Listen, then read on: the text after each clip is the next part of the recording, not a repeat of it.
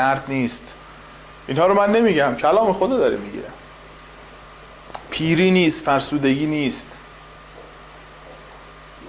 پس امروز ما زور نزنیم که بخوایم بهترین انسان روی زمین باشیم. نه، همه چیز تموم میشه. بهترین لذت های این دنیا تموم میشه. بهترین خوراک ها رو بخوری مزه‌اش تموم میشه. باز گشنت خواهد شد. هر چقدر پول داشته باشی باز بی پول خواهی شد. از بین خواهد رفت. چون مال بی انصافیه. یک قسمت از کلام رو داریم به نام مباشر زیرک. اشاره میکنیم میگه مال بی انصافی بود. چرا؟ اون شخص نه پول کسی رو خورده بود، نه رشوه گرفته بود، نه باج گرفته بود. پس چرا مالش مال بی انصافی بود؟ چون این مال از زمین بی انصاف، از دنیای لعنت شده زمین بیرون می اومد. پس اون مال هم وفا نمی کرد، تموم می شد. امروز چقدر تا حالا ما کار کردیم؟ همه ما چقدر پول دستمون اومده؟ آیا مونده؟ آیا تونستیم حفظش بکنیم؟ آیا تونستیم خرجش نکنیم؟ پس اینها مال بی انصافیه. اذیت شدیم، ولی خدا برای من و شما یک جای بسیار شیرین رو در نظر داره. شاید یک مدت در این دنیا سپری بکنیم، اذیت بشیم، ولی در این دنیا اذیت‌هایی وجود داره که اگر بتونیم بایستیم یک شیرینی رو در پس خودش برای من و شما خواهد داشت. آمین. پس واقعا باید شکرگزار خدا باشیم و برای کوچکترین چیزهایی که خیلی وقتا بهش فکر نمی‌کنیم واقعا خدا رو شکر کنیم. امروز چقدر فکر کردیم که از خواب بیدار شدیم؟ خدا رو شکر کردیم. خیلی در این دنیا مردن، خیلی در این ساعت روی تخت بیمارستان هستن، خیلی همونطور که گفتیم فردا قراره بمیرن و دیدیم. امروز واقعا خداوند رو شکر بکنیم.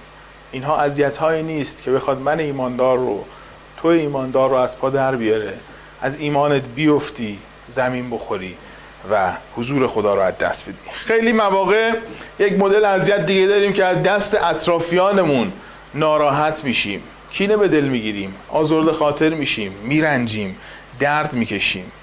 کلام خداوند تو این زمینه به ما چی میگه عزیزان؟ رومیان باب 12 آیه 14 رو نگاه بکنیم.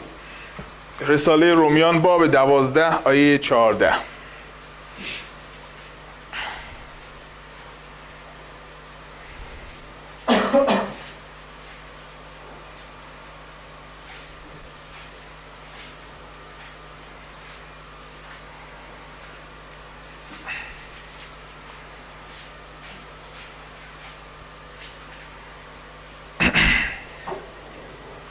رومیان باب 12 آیه 14.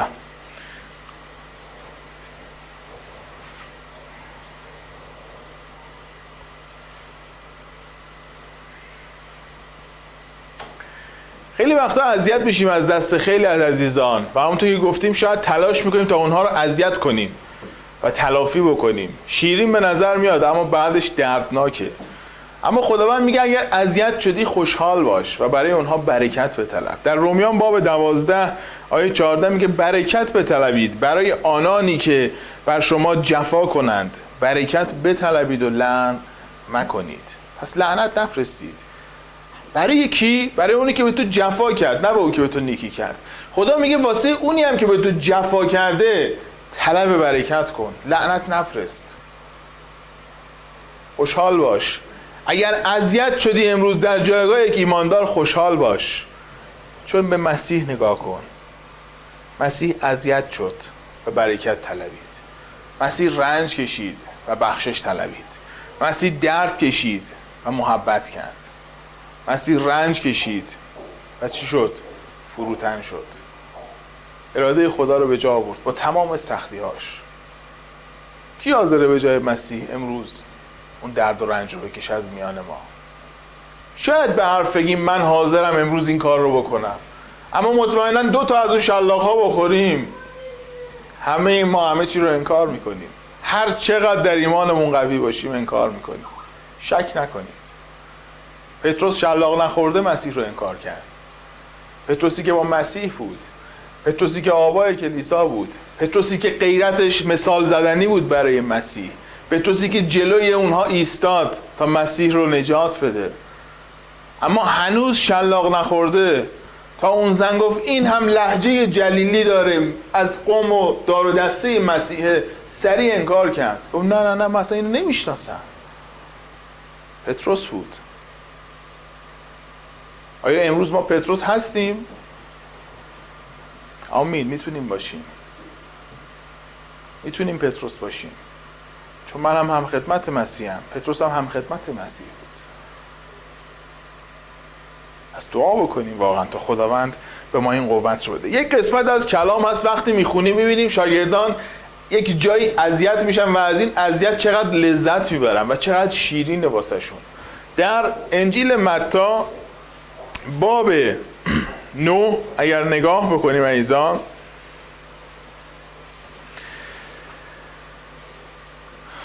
بیاین قبلش انجیل متی باب 9 رو بخونیم آیه 34 رو و اینجا مسیح رو ببینیم که باز مسیح رو چطور آزرده خاطر میکنن.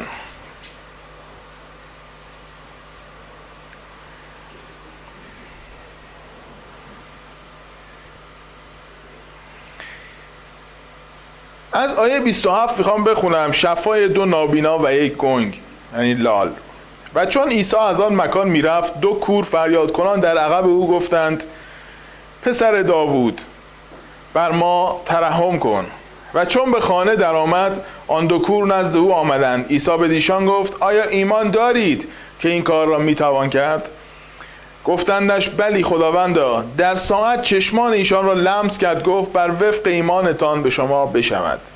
پس اونها شفا یافتند. در حال چشمانشان باز شد و عیسی ایشان را به تأکید فرمود که زنهار کسی اطلاع نیابد. اما ایشان بیرون رفته او را در تمام آن نواحی شهرت دادند. و هنگامی که ایشان بیرون می رفتند ناگاه دیوانه گنگ را نزد او آوردند و چون دیو بیرون شد گنگ گویا گردید و همه در تعجب شده گفتند در اسرائیل چنین امر هرگز دیده نشده بود.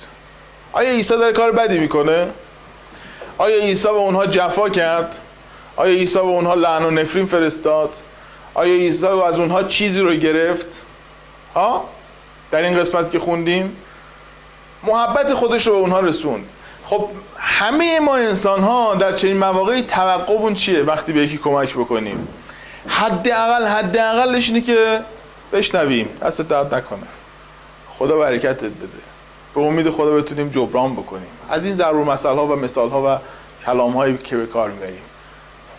اما چقدر درد داره، چقدر اذیت میشه زمانی که عیسی مسیح این کار رو میکنه. 2 تا کور رو بینا کرده، 1 لال رو زبانش رو باز کرده به قوت خداوند، ولی یک چیزی رو میشنوه، اونم نه از طرف یک انسان معمولی، بلکه در آیه 34 میگه لیکن فریسیان، کسانی که کلام خدا رو میدونستن، کسانی که قدرت یهوه رافا خدای شفا دهنده رو میدونستن، کسانی که بارها و بارها قوم اسرائیل از طریق یهوه رافا خداوندشون شفا گرفته بود و دیده بودن که خدا قادر شفا بده، اما چون نمیتونستن هضم بکنن، نمیتونستن یکی رو بهتر از خودشون ببینن، نمیتونستن یکی رو در ایمان قوی‌تر از خودشون ببینن، اومدن یک اتهامی رو به مسیح زدن.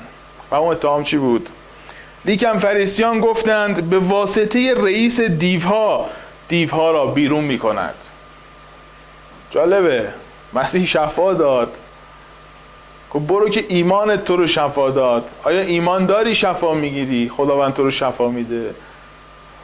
اون کورها گفتن بلی خداوندا، اونو خداوند خطاب کردن، اما فریسی‌ها این رو شیطان خطاب کردن. گفتن این به واسطه رئیس دیوها رو بیرون میکنه، یعنی این قدرت از شیطانه که به این قدرت داده. فریسی بودن. در اون لحظه خودمون رو جای عیسی مسیح بذاریم، چقدر درد داره زمانی که بیای یک کلام خدا صحبت بکنی و به تو لقب چی بدن؟ شیطان پرست. چقدر رنج داره زمانی که بیای محبت بکنی و به تو لقب چی بدن؟ کافر. زمانی که راجبت حرف میزنن جواب ندی بگی خدا بهتون برکت بده و به تو چی بگن؟ 1000 تا داستان قضاوتت بکنن. اما امروز خوشحال باش، چون قرار مثل مسیح باشی. ایمانداری باید مثل مسیح باشی؟ ایمانداری نباید مثل حامد، نباید مثل امید، رضا یا پولس باشی. قرار مثل مسیح باشی، قرار مسیحی باشی. پس مسیح این کارها رو کرد، اذیت شد، نگفت که من دیگه شما رو شفاتون نمیدم، در کوری خودتون بمونید. رفت حتی بزرگترش رو انجام داد، رفت مرده رو زنده کرد، ایلازر رو از مرگ برخاست، دختر یایروس رو زنده کرد، شفا داد، حرکت کرد، تأثیری روش نذاشت. اذیت شد ولی شیرین بود واسش. چرا؟ چون اراده خدا رو داشت انجام میداد. اذیت شد چون شیطان میخواست این رو اذیتش بکنه تا خدمتش بیسته و نتونه حرکت بکنه، اما اراده خدا رو انجام داد. این اذیت شیرین بود چون خوشنودی خدا رو طلبیده بود، چون خدا رو داشت جلال میداد. برو که خدا تو رو شفا داد. مهم نبود واسش چی میگن، مهم نبود چقدر اذیتش میکنن، ولی خوشحال بود. این اذیت شیرین بود. همینطور شاگردان عیسی مسیح در اعمال رسولان نگاه بکنیم، باب 5.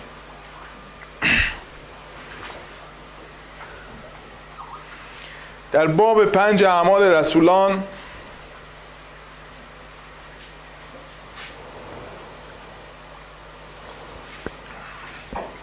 از آیه 27 به بعد میخوایم بخونیم. از آیه 17 به بعد ما قسمتی رو داریم به نام جفا بر رسولان، از آیه 17 به بعد در باب 5. اما ما میخوایم از آیه 27 بخونیم.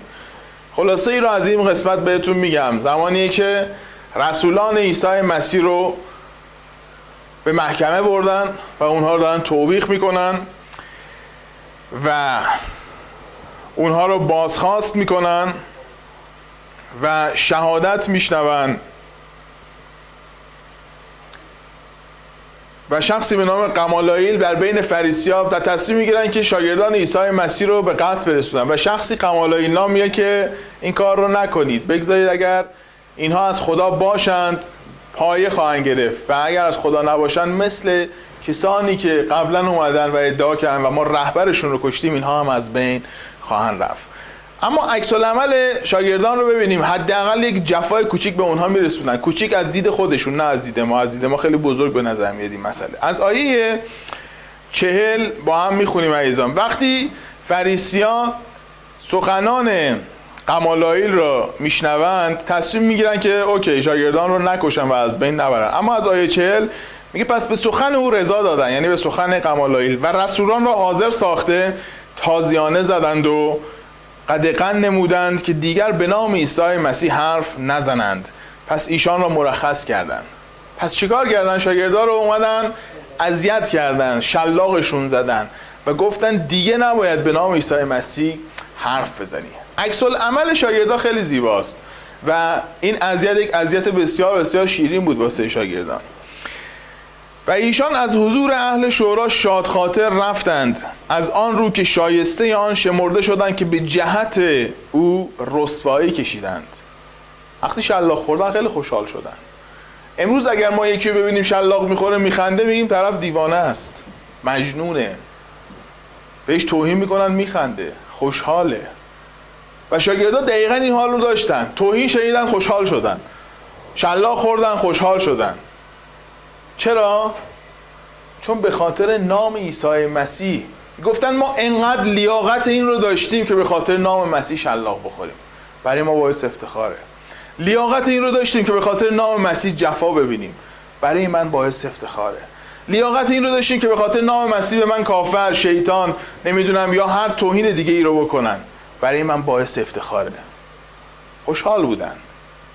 امروز چقدر ما خوشحال شدیم وقتی توی این شرایط قرار گرفتیم؟ آیا واقعا خوشحال شدیم؟ آیا کسی راجع به ما قضاوت کرد خوشحال شدیم؟ آیا کسی به ما تهمت زده تا حالا خوشحال شدیم؟ آیا کسی ایمان ما رو زیر سوال برده خوشحال شدیم؟ آیا کسی به ما لقب شیطان گفته، شیطان پرست گفته، کافر، بیدین یا هر چیز دیگه ای گفته، بت پرست گفته، خوشحال شدید؟ ها؟ اگر نشدیم واقعا دعا بکنیم، مشکل داریم. باید خوشحال بشیم چون مسیح جفا دید. پس مثل مسیح بودن جفا داره، رنج داره، درد داره. مسیح دلش شکست، پس مثل مسیح باشی دلت میشکنه. اما خودش رو تسلیم اراده خدا کرد. امروز خدا از من تو میخواد در اوج محبت در مسیح حرکت بکنیم. امروز خدا از من و تو میخواد در اوج فروتنی در مسیح بشنویم اما اطاعت بکنیم، رنج ببینیم اما پرخاش نکنیم. برای آنانی که به تو جفا میکنند، خوندیم ما هم رومیان رو، طلب برکت کن. آمین. خیلی مواقع همونطور که گفتیم از دست اطرافیان ناراحت میشیم. خیلی مواقع واقعا در ایمانمون رنج میبینیم، شکست دل میشیم، به یک جایی میرسه که میگیم اصلا ولش کن، ارزشش رو نداره، چقدر من جفا ببینم، چقدر بیپولی، چقدر درد، چقدر رنج. و شیطان میاد از همه اینها استفاده میکنه تا تو رو دچار یک شک و دوگانگی بکنه. چقدر تعلیم مختلف، چقدر دیدگاه، چقدر آدمای مختلف تو کلیسا، چقدر افراد ریاکار رو تو کلیسا من میبینم. اینم که شد همون، اینم که شد همون مذهب، اینم که شد همون دین. ولش کن، بذار برم دنبال زندگی. اما دقیقا من باید دیدم به کی باشه؟ به انسان‌ها، به بغل دستیم، به روبروییم، به پشت سریم. به کی باید باشه؟ به شبانم، به خادمین، به سرپرستم. به کی باید باشه؟ به مبشر کلیسا، به خادمین کلیسا؟ نه، من نیومدم که خودم رو همشکل شبانم بکنم. اسمم با خودمه. من قراره کی باشم؟ مسیحی باید باشم. پس وقتی کلام خدا رو بدونم میتونم مسیحی باشم، چون میشناسم خدا از من چی میخواد، ارادهش رو میشناسم، ذاتش رو میشناسم و میتونم اون رو تشخیصش بدم. بیاییم در باب 7 اعمال رسولان. یک اتفاق میفته برای برادر عزیزمون به نام استیفان و استیفان رو میگیرن، اذیتش میکنن، تهدیدش میکنن و به جایی میرسه که میگن باید انکار بکنیم، اما انکار نمیکنه. این اذیت واسه اون خیلی شیرینه و شروع به سنگسار کردن استیفان میکنن. در آیه 54 به بعد باب 7 اعمال رسولان میخوایم بخونیم. استیفان در ایمان خودش میمونه و اونها فریسی‌ها و صدوقی‌ها و یهودی‌ها چی میشن؟ دلریش میشن، ناراحت میشن، چون این را شنیدن دلریش شده، بر وی دندانهای خود را فشردند. اما او از روح القدس پر بوده به سوی آسمان نگریست و جلال خدا را دید و عیسی را به دست راست خدا ایستاده گفت اینک آسمان را گشاده و پسر انسان را به دست راست خدا میبینم. آنگاه به آواز بلند فریاد برکشیدند و گوشهای خود را گرفته بر یک دل به او حمله کردند و از شهر بیرون کشیده سنگسارش کردند و شاهدان جامه‌های خود را نزد پاهای جوانی که سلس نام داشت گذراندند. و چون استیفان را سنگسار می‌کردند او دعا نموده گفت ای عیسی خداوند، روح مرا بپذیر. پس زانو زده به آواز بلند ندا در داد که خداوندا این گناه را بر اینها مگیر. این را گفت و خوابید. اذیت شد، سنگش میزدن اما بلند نشد اونم سنگ برداره پرت بکنه. تحقیرش کردن اما نیامد اونها رو تحقیر بکنه. فحاشی کردن اما نیامد با فحش و بدویرا جواب اونها رو بده. دعا کرد. شیرین بود این اذیت، چون میگه بر آسمان پسر خدا رو دید بر دست راست پدر ایستاده.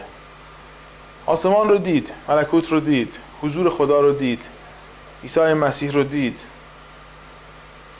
شیرینی بود در این لذت، در این لذت یک شیرینی نهفته بود. اذیت شیرین، اذیتی که همراه با یک لذت شیرین بود. و حضور خدا رو دید، حس کرد و خواست خداوند روح من رو بپذیره. عیسی مسیح. آیا واقعا خوشحال هستیم که از این جور مسائل برای ما اتفاق میفته، تحقیر میشیم؟ واقعا تا حالا به این موضوع فکر کردیم؟ واقعا خوشحال شدیم؟ یا نه خودمون رو سرزنش کردیم؟ در حضور خداوند میخوایم بگیم نه، اینکه بخوایم اینجا اعلام بکنیم. امروز چقدر خوشحالید؟ اگر در ایمان مسیحیتون جفا ندیدید به ایمانتون شک کنید عزیزان. اگر در ایمان مسیحیتون تحقیر نشدید به ایمانتون شک کنید. اگر به شما دیو و شیطان نگفتن به ایمانتون شک کنید. اگر شنیدید خوشحال باشید و خدا رو شکر کنید، چون مثل مسیح دارید میشید. مثل مسیح در دلتون میشکنه مثل مسیح داره قلبتون میشکنه و مثل مسیح دارید طعم اذیت رو میچشید، اما شیرینه، چون خودتون رو دارید تسلیم اراده خدا میکنید، چون اون چیزی رو که خدا ازتون خواسته رو دارید انجام میدید. چقدر واقعا رسیدن به خواسته هامون برامون مهمه، چقدر واقعا تلاش میکنیم تا تو این دنیا به جایگاه های زمینی برسیم، چقدر تلاش کردیم تا بخوایم به اونها دست پیدا بکنیم. آیا واقعا جایگاه روحانی و جایگاهمون به عنوان فرزند خدا و سفیر یا ایلچی یا همکار یا دوست عیسی مسیح یا برادر برای ما ارزشمند هست؟ تا حالا واقعا فکر کردیم به این جایگاه که جایگاه ما کجاست؟ تا حالا واقعا فکر کردیم که شأن ما چقدره؟ تا حالا واقعا فکر کردیم که حضور خدا چقدر در زندگی من هست؟ چقدر برکت گرفتم؟ خیلی وقتا واقعا فراموش میکنیم که اصلا کی هستیم و چه کاره هستیم. چقدر واقعا تلاشمون اینه که به اون چیزی که میخوایم برسیم. آیا ایمان داریم خداوند برای ما یک چیزی رو مقدر کرده و در زمان خودش به ما عطا خواهد کرد؟ حواسا هست؟ ایمان داریم واقعا؟ ایمان دارید خدا برای تویی که اونجا نشستی بهترین رو در نظر داره؟ ایمان داری خدا برای منی که اینجا وایستادم بهترین رو در نظر داره؟ برای عزیزانی که از طریق اسکایپ هستن بهترین ها رو در نظر داره؟ اینو من نمیگم، کلام خدا میگه. کتاب جامعه رو بیارید عزیزان، در کتاب جامعه باب 3 آیه 14 رو نگاه بکنید.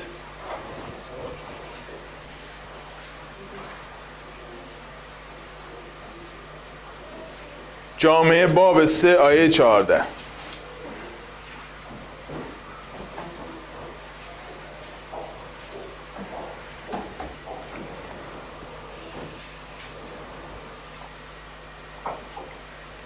اراده خدا تغییر نخواهد کرد، خواست خدا عوض نخواهد شد، کلام خدا عوض نخواهد شد. ایمان داری به این موضوع؟ میخونیم با هم کتاب جامعه باب 3 آیه 14. و فهمیدم که هر آنچه میکند تا ابدالآباد خواهد ماند و بر آن چیزی نتوان افزود و از آن چیزی نتوان کاست و خدا آن را به عمل میآورد تا از او بترسند. پس هیچ چیزی رو به کلام خدا نمیشه اضافه کرد و هیچ چیزی هم نمیشه از اراده و کلام خدا کم کرد. این رو خدا انجام خواهد داد تا افراد بفهمن که خدا خدای قادر مطلق خواهد بود. آیه 15 خیلی زیباست، میگه آنچه هست از قدیم بوده است و آنچه خواهد شد همان قدیم است. خدا چیز جدیدی رو نمیاره. همونطور که من و تو در فکر خدا بودیم، در نقشه خدا از قدیم بودیم، اگر امروز اینجا هستیم این چیز جدیدی نیست. این همون اتفاقی که در قدیم قرار بوده بیفته، همون اتفاقی که در قدیم در فکر خدا بوده. متوجه این آیه میشید؟ خیلی زیباست، خیلی پربرکته. میگه آنچه هست از قدیم بوده، آنچه هست از قدیم بوده، آنچه که در میان ما هست از قدیم بوده، آنچه که شرایط من و شماست از قدیم بوده و آنچه خواهد شد قدیم است. هر اتفاقی هم که برای من و شما فردا و پس فردا و در آینده بیفته، همه اینها در قدیم وجود داشته، در فکر خدا، در افکار خدا، در نقشه خدا بودی. پس اگر امروز به عنوان یک ایماندار در کلیسا نشستی، اگر امروز به عنوان یک ایماندار تشویق میشی با کلام همراه بشی، زندگی مسیحی داشته باشی، از قدیم برات مقدر شده بوده، در نظر گرفته شده بوده. چیز جدیدی نیست، چیز جدیدی نیست، بلکه این اراده خدا و خواست خداست که تو رو امروز میخواد بلندت بکنه، تو رو میخواد امروز قوت بهت بده. و آنچه را گذشته است خدا میطلبد، و آنچه را که گذشته است خدا میطلبد. پس امروز من و تو چیز جدیدی قرار نیست در زندگیمون اتفاق بیفته. این برای من و تو طراحی شده بوده که امروز من و تو باید به عنوان یک مسیحی جفا ببینیم. من و تو به عنوان یک مسیحی باید اذیت بشیم و خوشحال باشیم اگر در اذیت شدن هامون در ایمان مسیحیمون بمونیم. یک شیرینی در پس ما خواهد بود و اون حضور خداست، تبدیل خداست، کار خداست، برکت خداست، ملکوت خداست با ما خواهد بود. پس برای هر چیز من، هر اتفاقی که در زندگی من قراره بیفته، هر خواسته‌ای که خدا برای من در نظر گرفته شده، یک زمانی مقدر شده. امروز شاید من در سن مثلا میگم 15 سالگی ایمان آوردم، دوستم در سن 25 سالگی با مسیح آشنا شده، اون خواهرم در سن 50 سالگی با مسیح آشنا شده. پس خدا برای این یک زمانی رو مشخص کرده بوده که در این زمان باید آشنا بشی و مقدر کرده بوده.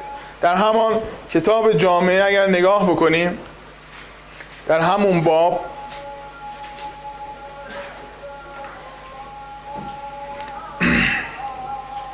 باب 3 آیه 1 کلام خدا میگه برای هر چیز زمانی است و هر مطلبی زیر آسمان وقتی است.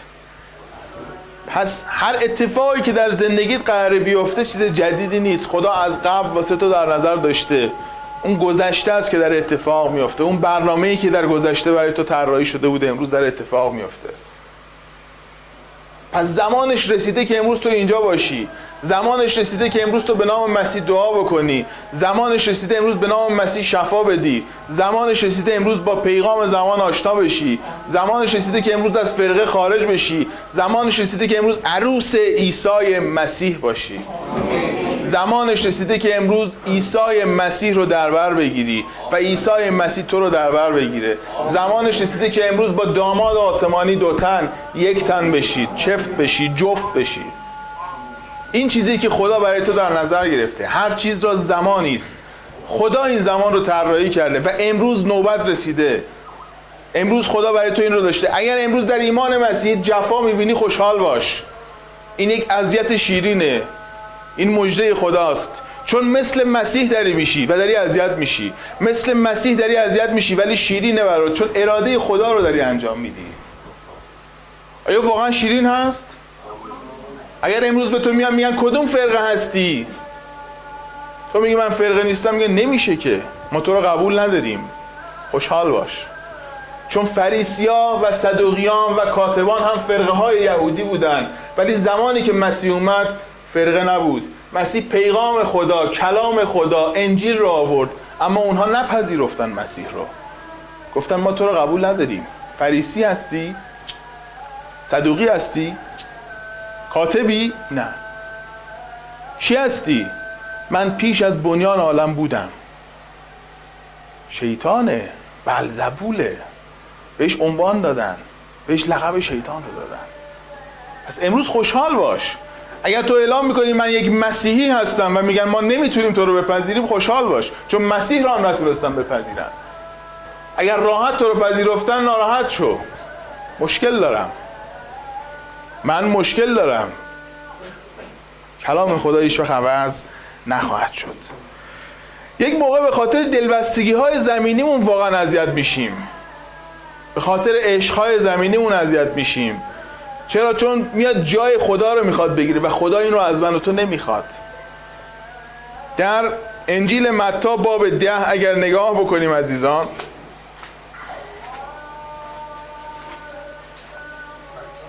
باب 10 آیه 37 به بعد رو میخوایم بخونیم.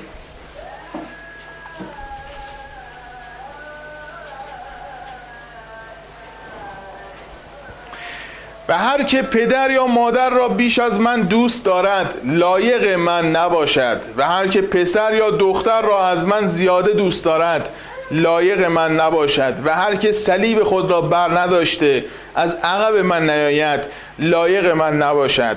هر که جان خود را دریابد در آن هلاک سازد و هر که جان خود را به خاطر من هلاک کرد و هر که جان خود را به خاطر من هلاک کرد آن را خواهد دریافت. هر که شما را قبول کند مرا قبول کرده و کسی که مرا قبول کرده فرستنده مرا قبول کرده باشد. و آنکه نبی را به اسم نبی پذیرد اجرت نبی یابد و هر که عادلی را به اسم عادلی پذیرفت مزد عادل را خواهد یافت. و هر که یکی از این سقار را کاسه ای از آب سرد محض نام شاگرد نوشاند هر آینه به شما میگویم اجر خود را ضایع نخواهد کرد. خیلی وقتا ما واقعا دلبسته هستیم به پدر یا مادرمون. میریم ایماندار مسیحی میشیم، ما رو طرد میکنن، به خاطر خوشنودی پدر مادرمون میگیم اوکی من برمیگردم به همون مذهب قبلیم چون پدر مادرم دوست دارن. خدا میگه اگر اینطور باشی لایق من نخواهی بود. اول خدا، اولویت اول من. همسرم این رو میخواد من در کلیسا اینطور باشم، میخواد فلان کلیسا بریم، خوشنود میشه، اول خدا. شوهرم دوست داره من اینجوری بگردم، اول خدا. خدا دوست داره تو چطور باشی، خدا دوست داره تو چطور شایسته باشی، خدا دوست داره تو چطور حرکت بکنی، خدا دوست داره تو چطور زندگی بکنی. بچه من این نیاز رو داره، دوست دارم دلش رو بشکنم. درسته با کلام خدا مغایرت داره. شبان کلیسای من از من این رو میخواد، کلیسای من اینطور تعلیم میده، دوست ندارم جلوشون بایستم. کلام خدا چی میگه؟ اول خوشنودی خدا رو داشته باش. وقتی با کلام حرکت میکنی، ردت کردن یعنی خدا رو دارن رد میکنن، چون کلام خدا رو رد کردن، نه کلام تو از کلام داری صحبت میکنی. وقتی نبی رو رد کنن یعنی خدا رو رد کردن، چون نبی داره کلام خدا رو میگه. وقتی نبی رو بپذیرن یعنی خدا رو پذیرفتن، چون نبی پیغام خدا رو میده.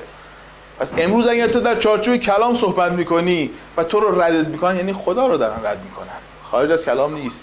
کلام خدا رو رد کردن یعنی چی عزیزان؟ یعنی خود خدا رو رد کردن. غیر از اینه؟ کلام خدا رو رد کردن یعنی چی؟ یعنی خود خدا رو رد کردن، حرف خدا رو قبول نداشتن. خدا این رو نمیخواد که به خاطر شاد کردن دل افراد این کلام رو زیر پا بگذاری. هر کس صلیب خودش رو بر نداره و دنبال من نیاد لایق من نیست. به این موضوع خواهیم رسید. آمین. پس خیلی وقتا ما دلبستگی های زمینیمون باعث میشه ما اذیت بشیم. خدا از ما این رو نمیخواد، ولی همسرم، پدرم، مادرم، دوستم، رفیقم، عشقم از من این رو میخواد که با کلام خدا مغایرت داره. اذیت میشم، اما اذیت شیرینه، چون کلام خدا برای من اولویت داره، چون اراده خدا برای من اولویت داره، چون خوشنودی خدا. آیا باور داری اگر خدا رو داشته باشی همه چی خواهی داشت؟ شما هر چیزی که تو این دنیا داشته باشی ولی خدا رو نداشته باشی یه روزی تموم میشه، از بین خواهد رفت، شک نکن. اما خدا رو داشته باشی همه چیز خواهی داشت. زمانی که خدا به سلیمان میگه چی میخوای، میگه من حکمت رو میخوام. حکمت یعنی چی؟ یعنی چی؟ یعنی حضور تو رو. حکمت یعنی خود خدا. و وقتی سلیمان خدا رو داره همه چی پیدا میکنه. امروز آیا حکمت رو میخوای؟ امروز آیا روح القدس رو میخوای؟ آیا حضور خدا رو میخوای؟ باید صلیب تو برداری و دنبالش بری. باید اذیت چی؟ ولی شیرینه، چون حضور خدا با تو بهترین ها رو خواهد داشت. آمین. آیا باور داریم این کتاب کلام خداست؟ آمین. خیلی وقتا ما هنوز تکلیفمون با خودمون مشخص نیست. به این کلام آمین میگیم ولی نمیتونیم بپذیریم. به این کلام آمین میگیم ولی نمیتونیم انجامش بدیم. به این کلام آمین میگیم، ایمان داریم، ولی در عمل اون رو رد میکنیم. آیا ایمان داری این کلام برای من و تو داده شد و الهام خداست؟ آمین. باز بکنیم رساله تیموتائوس را عزیزان، دوم تیموتائوس باب 3 آیه 16 رو. دوست دارم وقتی آمین میگیم با تمام وجودمون آمین بگیم، نه فقط